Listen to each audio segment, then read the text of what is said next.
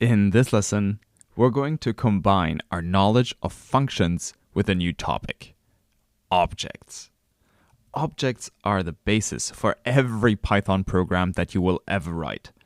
Not to oversimplify, but when programming in Python, we do things with stuff. Please pardon my formality. By do things, I mean calling functions. Functions that add to numbers, functions that import data, functions that fit regressions or generate charts or train machine learning models. And by stuff, I mean objects. This lesson will be all about the stuff part. So let's talk about objects. You see, pretty much everything in Python is an object. Remember those modules that we talked about in previous lessons? Modules like pandas, math, or our own life module? Those are objects. We also had data frames that we put inside our x and y variables. Data frames are objects too. And the plot inside our PLT variable is also an object.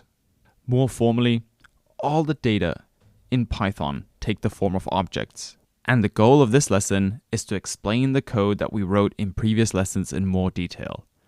By the end of this lesson, I want you guys to have a deeper understanding of how pd.readcsv and plt.show and regger.intercept actually work. My goal is to make these lines of code make a lot more sense. Let's make a real-life analogy to objects in Python. Now suppose you have a car. If you don't own a car, don't worry. Owning a car is not a prerequisite for this course.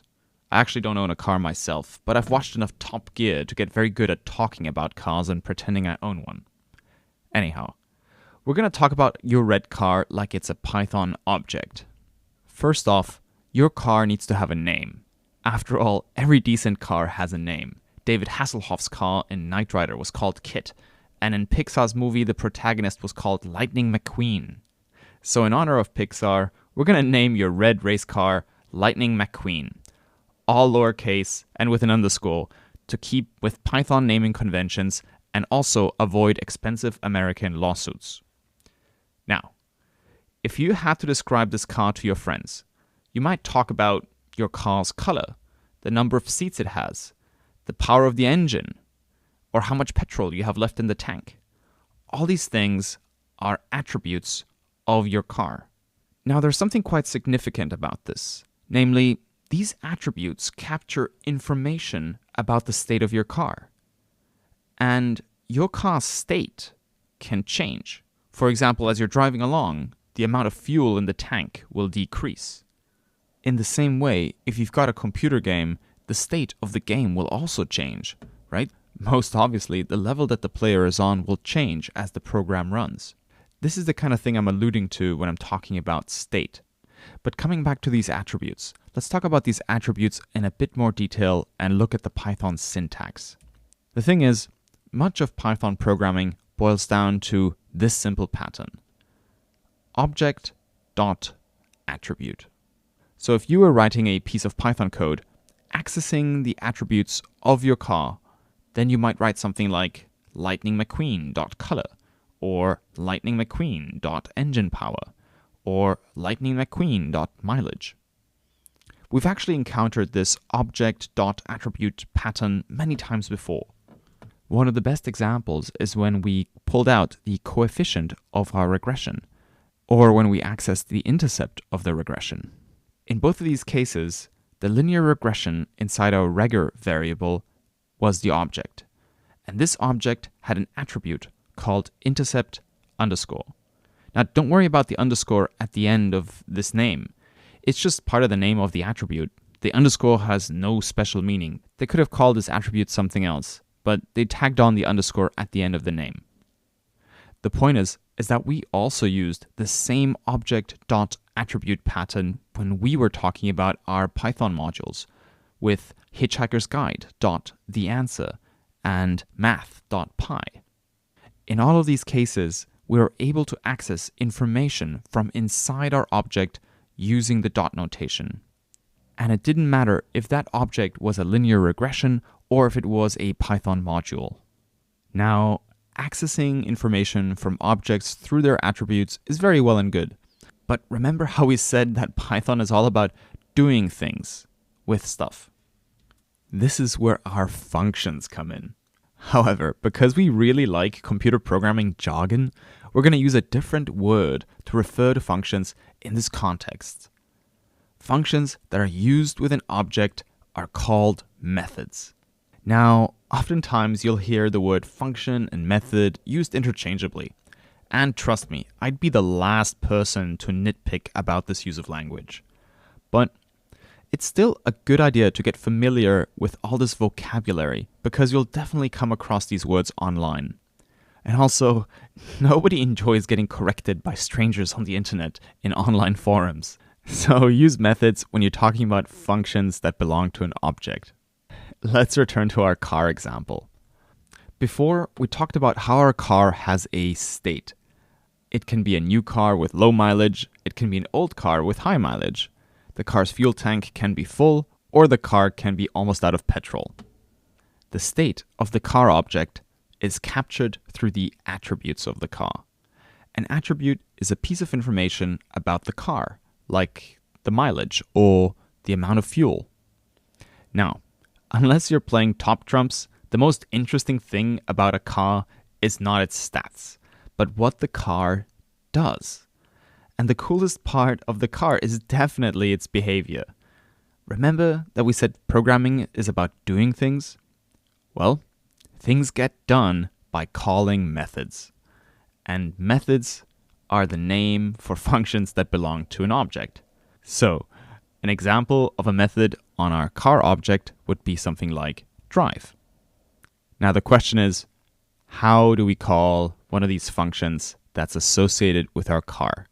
Well, the format is exactly the same as with the attributes.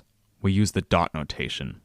In other words, we have our object, then a dot, and then the name of the method. So, for example, if your red race car can drive, then we'd write Lightning McQueen dot drive. And if your car can do other things like talk, then we'd follow the same pattern. But that's enough theory. Let's put this into practice and add a function to our life.py file. So open the life.py file from your projects folder.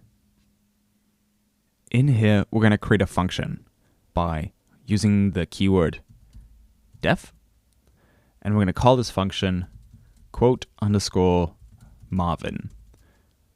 Our function is not going to take any arguments, so we'll just put empty parentheses and then a colon. And inside the function, we'll put a print statement. We're going to print out a single sentence. So we'll have two single quotes, and then we'll write, I've calculated your chance of survival, but I don't think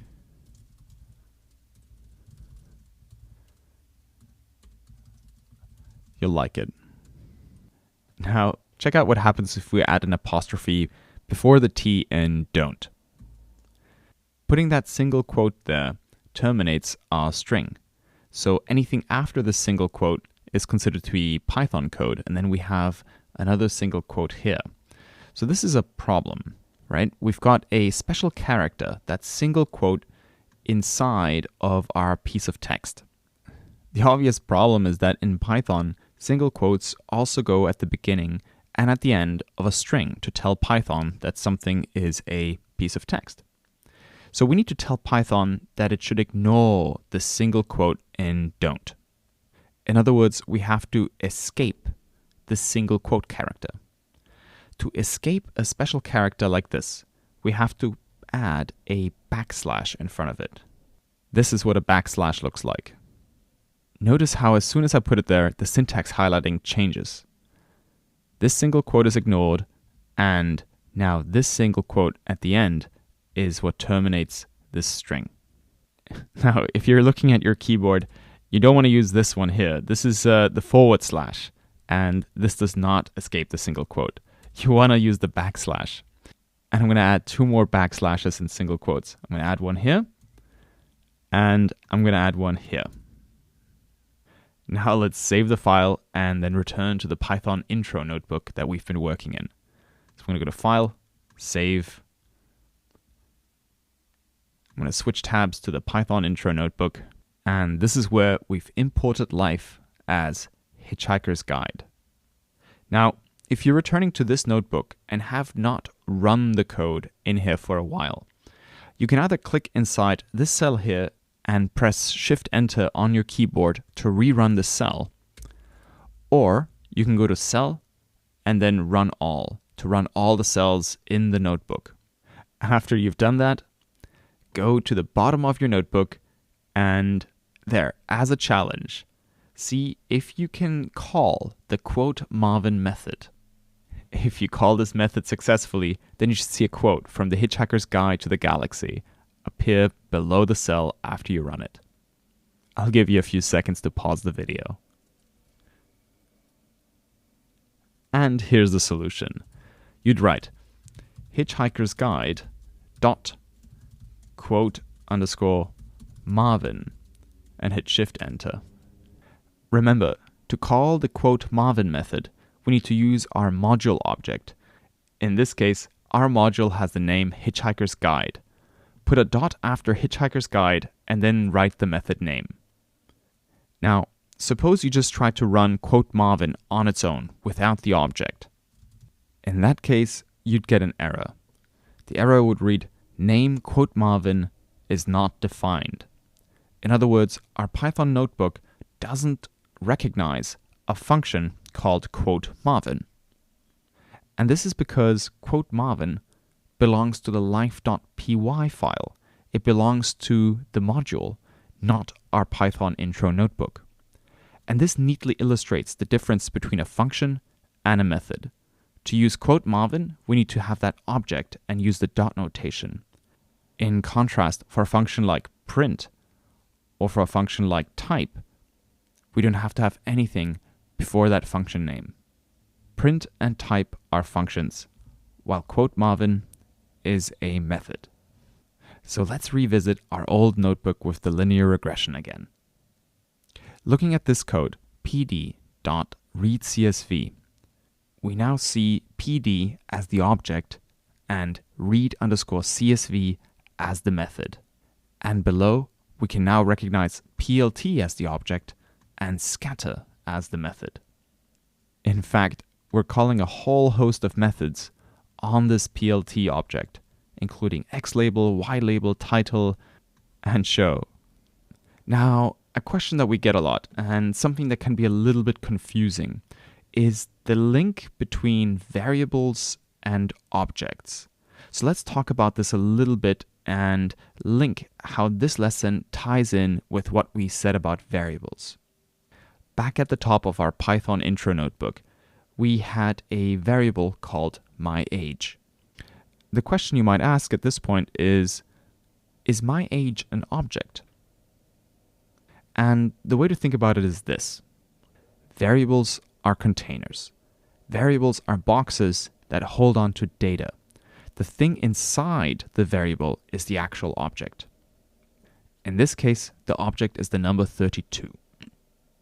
The object is the data, and the variable is the name that is referencing the number 32. Looking at the linear regression notebook, we had a variable called capital X. X contained our movie budgets as a data frame. The data frame contained inside of X is the object, and X is just the name for the data frame. So in summary, a variable is a way to refer to an object at some point in time. Variables are containers for data, but a variable is not the data itself. And this is actually quite important because it links back to our lesson on data types. You see, in Python, the type actually lives with the object and not with the variable. Check this out. I'm going to scroll to the bottom here, and in this cell right here, I'm going to write myAge is equal to, single quotes, 200. And then I'm going to write type myAge and hit Shift-Enter. This now shows me that myAge is a string at this point in time of the program. At the top of the Python notebook, myAge was still an integer, an int, But at the bottom of this notebook, my age is now a string.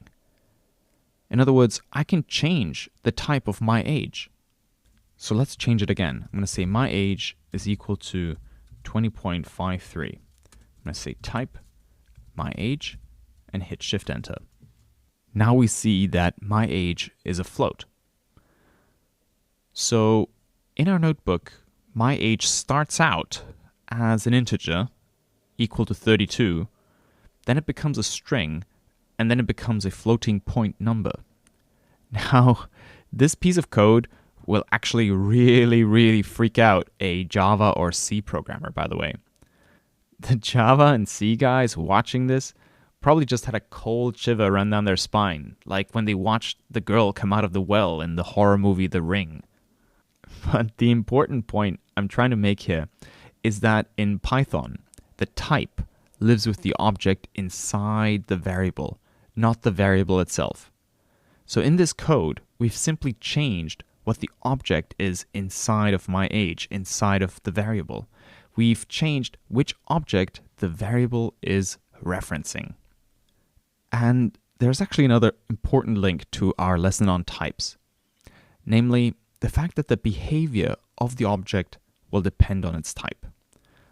So our car can drive because it's of type car, and we could add 1 to my age because it was a number. In other words, the operations that you can do on an object depend on its type. So even your simple integer is an object in Python. An integer has a value, say like 199, and then some operations that we can do on it, like multiplying or adding. And this is why programmers like to think of objects as pieces of computer memory with a value and a set of operations. In Python, we actually care more about what an object does rather than what it is.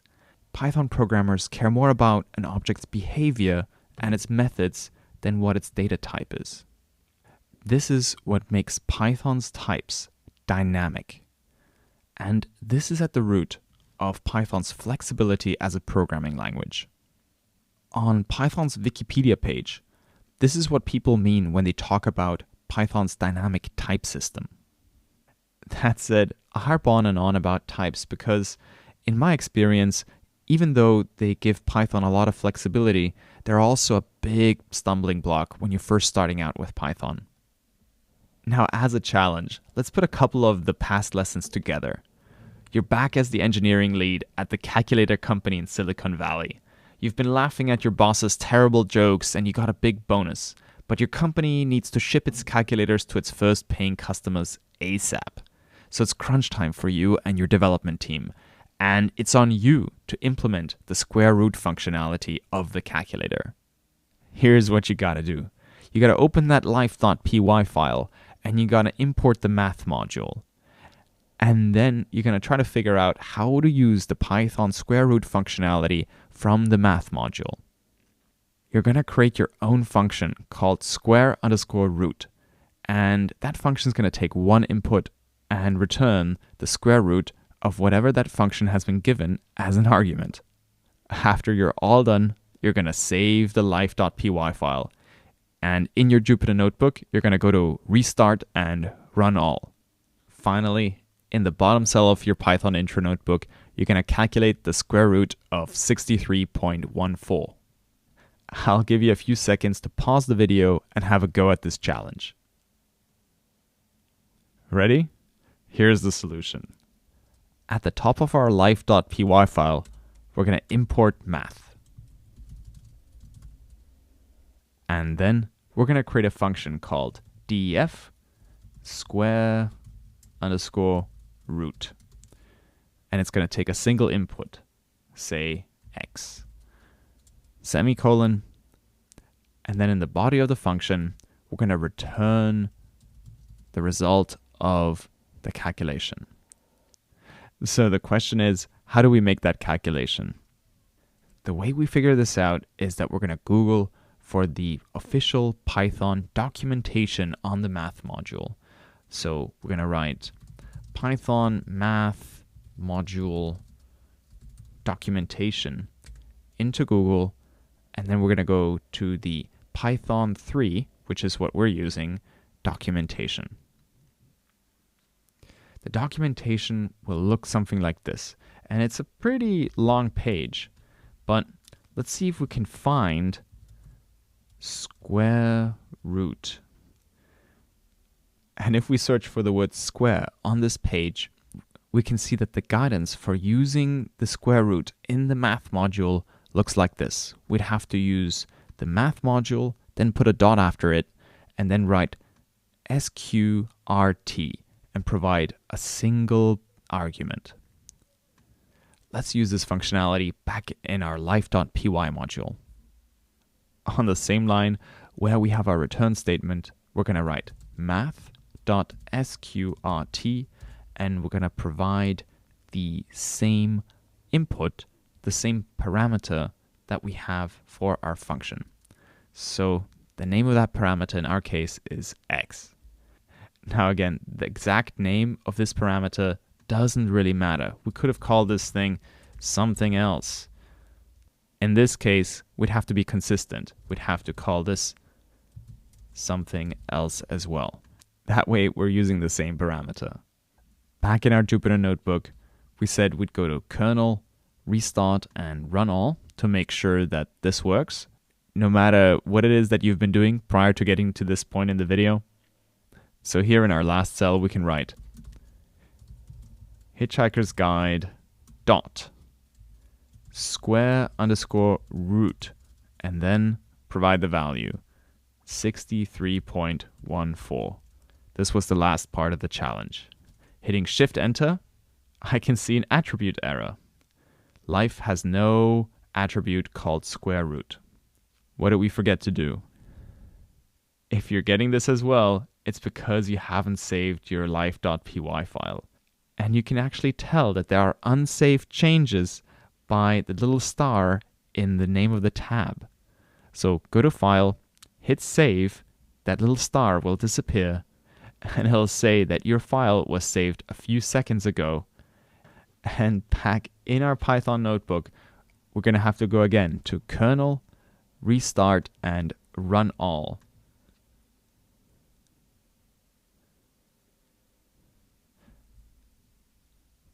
Scrolling down now, we can see that our cell has evaluated correctly. And the square root of 63.14 is about 7.95. So there you go. We've got the solution right below our cell. But since our method here is returning a value, let's save this value in a variable. So I'm going to say result is equal to hitchhiker's guide dot square root. And then below, I'm going to just print the result and hit Shift Enter. So I hope this lesson helped demystify the code that we've written previously and explain what's going on behind the scenes.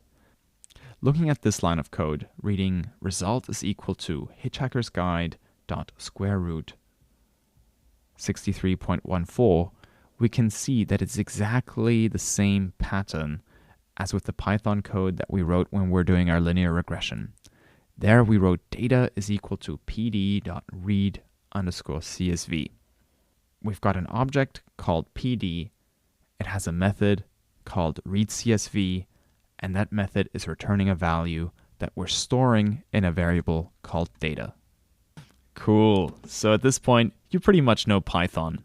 So now Ryan Sawyer's comic here can probably bring a smile to your face as well. Also, I bet you're itching to use your Python knowledge to run another regression. I'm gonna head off and grab a bite to eat now, but I do look forward to seeing you in the next lesson. Take care.